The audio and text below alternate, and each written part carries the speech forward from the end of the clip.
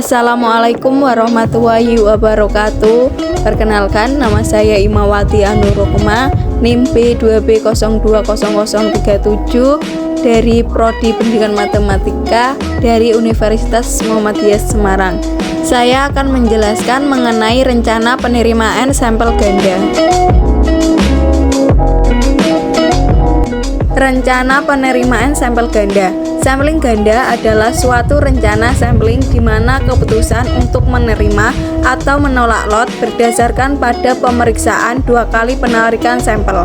Gambaran mengenai sampel ganda yang pertama ada ambil sampel yang pertama. Apabila keputusan jelas diterima atau ditolak, maka proses pengambilan dan pengujian sampel berhenti. Yang kedua ada apabila tidak jelas keputusannya, maka diambil sampel kedua tanpa ada pengembalian atau perbaikan dari sampel yang pertama. Selanjutnya ada keuntungan. Yang pertama mengurangi jumlah inspeksi, yang kedua memberikan kesempatan kedua kepada supplier. Dan kekurangannya yang pertama, bila inspeksi tidak dengan teliti, keuntungan ekonomis akan hilang. Yang kedua, pencatatan lebih rumit. Berikutnya ada double sampling plans. Sampel awal diambil dan keputusan menerima atau menolak lot berdasarkan sampel pertama. Jika banyaknya satuan cacat yaitu kecil atau besar. Yang kedua ada sampel kedua diambil jika dari hasil sampel pertama tidak bisa diambil keputusan.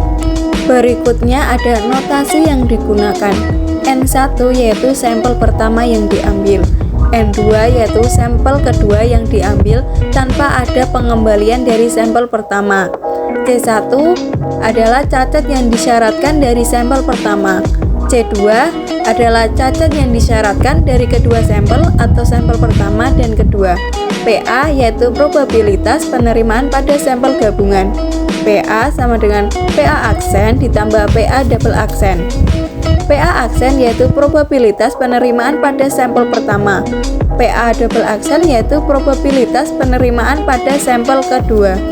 Selanjutnya ada contoh. Diketahui N1 sama dengan 50, N2 100, C1 1, C2 3. PA double aksen sama dengan sigma D1 sama dengan 0 sampai 1, 50 faktorial sampai D1 faktorial dikali 50 dikurangi D1 faktorial kali P pangkat D1 kali 1 min P pangkat 50 min D1. Bila P sama dengan 0,05, maka fraksi produk cacat dari lot adalah PA double aksen sama dengan sigma D1 sama dengan 0 sampai 1, 50 faktorial diper D1 faktorial kali 50 min D1 faktorial kali 0,05 pangkat D1 kali 0,95 pangkat 50 min D1. PA double aksen sama dengan 0,279. Sampel kedua hanya akan diambil bila ada 2 atau 3 yang cacat. Pada sampel pertama yaitu bila yang pertama ada D1 min 2 sama dengan D2 min 0 atau 1 probabilitas penerimaan C1 kurang D1 kurang C2. P D1 sama dengan 2, D2 kurang dari 1. P D1 sama dengan 2, P D2 kurang dari 1. Min 50 faktorial diper 2 faktorial kali 48 faktorial kali 0,05 pangkat 2 kali 0,95 pangkat 48 kali sigma D1 sama dengan 0 sampai 1 kali 100 faktorial diper D2 faktorial kali 100 min D2 faktorial kali 0,05 pangkat D2 kali 0,95 pangkat 100 min D2 sama dengan 0,261 kali 0,037 sama dengan 0,0097. Yang kedua ada D1 sama dengan 3 dan D2 sama dengan 0.